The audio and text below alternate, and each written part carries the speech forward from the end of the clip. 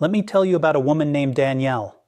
She was 64 years old. She had diabetes for 8 years, and every single morning she sat down to eat what she believed was a healthy breakfast: oatmeal, a banana, a glass of fresh orange juice.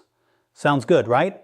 But every morning, 1 hour after that breakfast, her blood sugar shot up to 210, sometimes 220. Her A1C, that's a 3-month average of your blood sugar, like a report card for your glucose, was stuck at 8.2%. She was doing everything she was told and nothing was working. When she came to see me, she was exhausted, not just physically. She was tired in her soul. She sat down, put a folder of lab results on the desk, and started to cry. "I've done everything right," she said. "Why isn't my body responding?" I looked at her breakfast, and I understood immediately. The problem wasn't her effort. The problem was one food she had stopped eating 2 years earlier because someone told her it was dangerous: eggs. Today, I'm going to show you exactly why eggs might be the most powerful breakfast tool a diabetic person can have. And more importantly, why the way you've been cooking them could be making everything worse. Stay with me until the end, because what's coming will change how you look at your refrigerator forever. Here's something most people don't know. Not all foods hit your blood sugar the same way. Think of your bloodstream like a highway. Some foods are like 100 cars entering that highway all at once. Instant traffic jam. That traffic jam is a blood sugar spike. Other foods are like a traffic officer at the entrance, slowing the cars down, letting them in one at a time. No jam, no spike, smooth flow. Protein is that traffic officer. And eggs? Eggs are one of the best sources of protein you can find. 2 whole eggs give your body about 12 grams of high-quality protein. That's the kind your body can actually use with all the building blocks it needs and cannot make on its own. And here's the number that surprises most people. The glycemic index of eggs, that's a score that measures how fast a food raises your blood sugar, is 0, not low. 0. Eggs by themselves do not raise your blood sugar at all. Now I need to talk about the reason so many people stopped eating eggs in the first place. Cholesterol. For decades, doctors told us eggs have cholesterol. Cholesterol is bad for your heart, so don't eat eggs. Danielle's previous doctor told her exactly that, so she switched to oatmeal and juice. But here's what the newest research actually shows. The cholesterol you eat in food is not the main thing driving cholesterol levels in your blood. Your liver makes cholesterol on its own, independently. What tells your liver to make more bad cholesterol isn't eggs. It's refined sugar and trans fats. Think of your liver like a factory. The manager, that's sugar and bad fats, gives the orders. Eggs aren't even in the building. In fact, studies in major medical journals found that eating whole eggs regularly can actually improve your cholesterol. It raises HDL cholesterol, that's the good kind, the one that protects your heart like a cleanup crew in your arteries. And it changes LDL, the kind people worry about, from a small, sharp form that can damage blood vessel walls to a larger, rounder form that causes much less harm. Danielle stopped eating eggs to protect her heart, but that decision was quietly making things worse every single morning. Now here's something I want you to promise me right now. Stop throwing away the yolk. I know, for years you were told, keep the white, throw the yellow. But that advice was based on old information. Modern science has looked at this again very carefully, and the conclusion is clear. The yolk is where almost all the good stuff lives. Let me show you what's inside it. Choline. Your liver needs this to process fat properly. Think of choline as the cleaning crew for your liver, keeping it running smoothly so it doesn't get overloaded.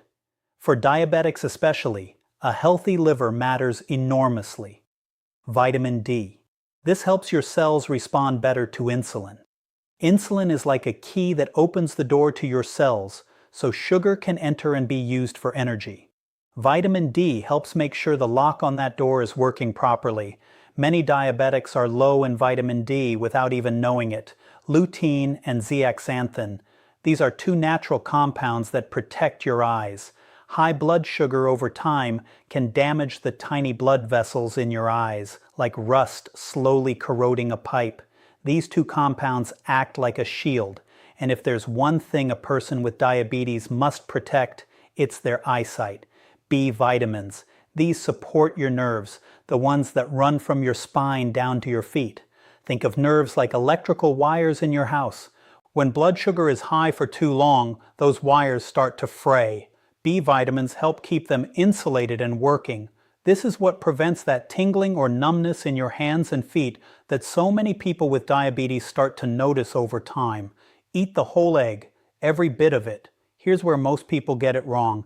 They hear eggs are good for diabetes and they go fry 2 eggs in butter, serve them with white toast, and wonder why their blood sugar is still high. The egg isn't the problem. Everything around it is. Frying eggs in oil or butter adds saturated fat. Pairing them with white bread adds fast carbohydrates. Together, that combination can push your blood sugar up to 200 just as fast as a bowl of cereal would. The egg itself is innocent.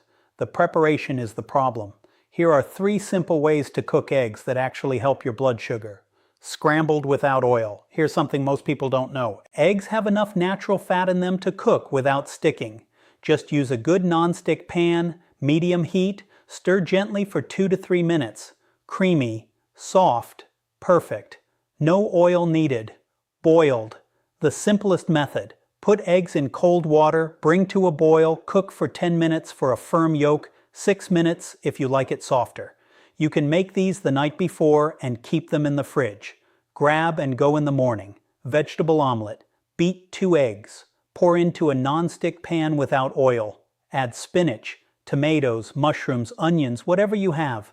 The vegetables add fiber, which makes the blood sugar slowing effect even stronger, and the volume fills you up without adding carbohydrates. Tell me in the comments, how do you usually make your eggs?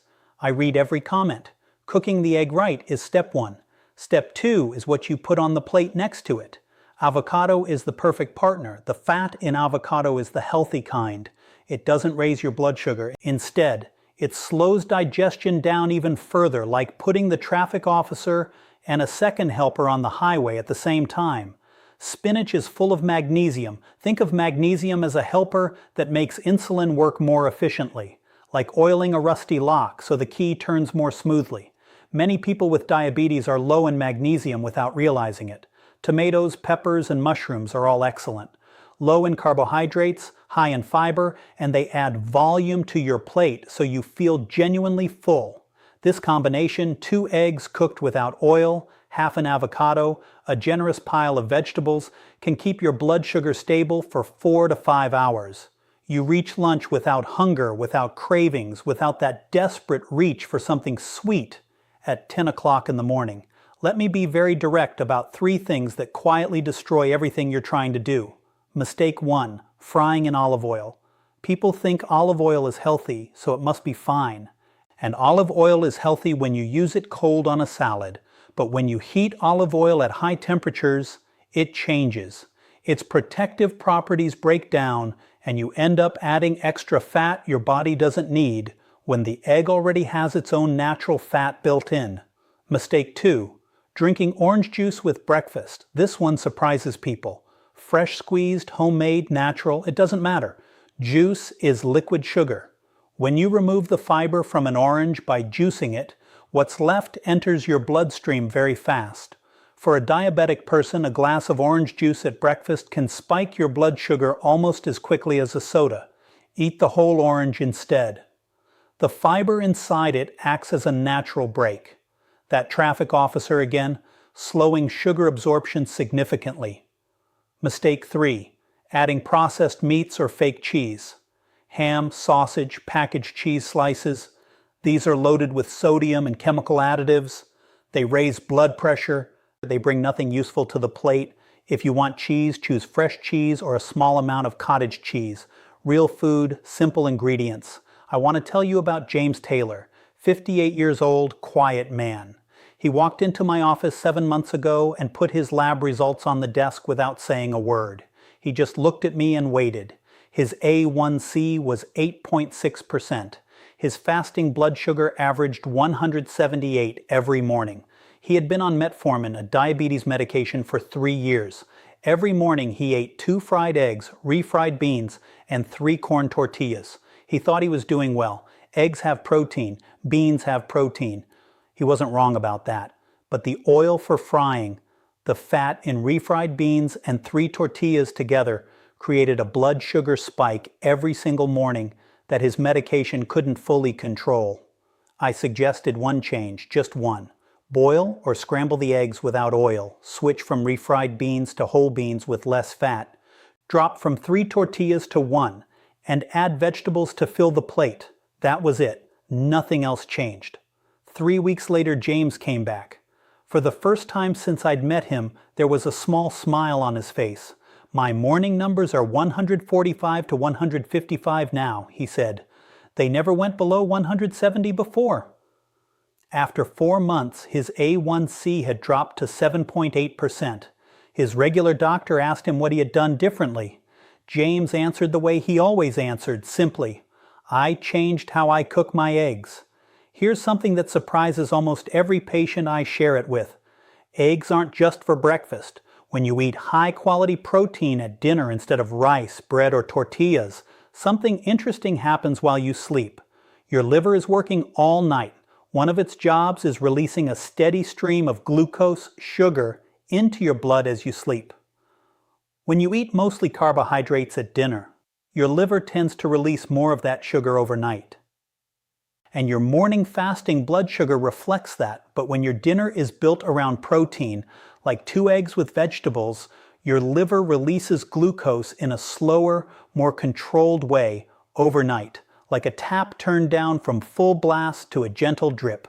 For some people, this one change alone produces a difference of 15 to 20 points in their fasting blood sugar reading the next morning. Here is exactly what you can start doing tomorrow. No complicated rules to memorize. Breakfast: 2 eggs scrambled without oil or 2 boiled eggs, half a ripe avocado, a generous portion of vegetables, spinach, tomatoes, peppers. If you want something extra, add 1 small slice of dense whole grain bread. The kind with seeds you can see, not the soft, fluffy kind. But eat the eggs first. Always eggs first. When protein is already in your system, the carbohydrates from the bread cause a much smaller rise in blood sugar.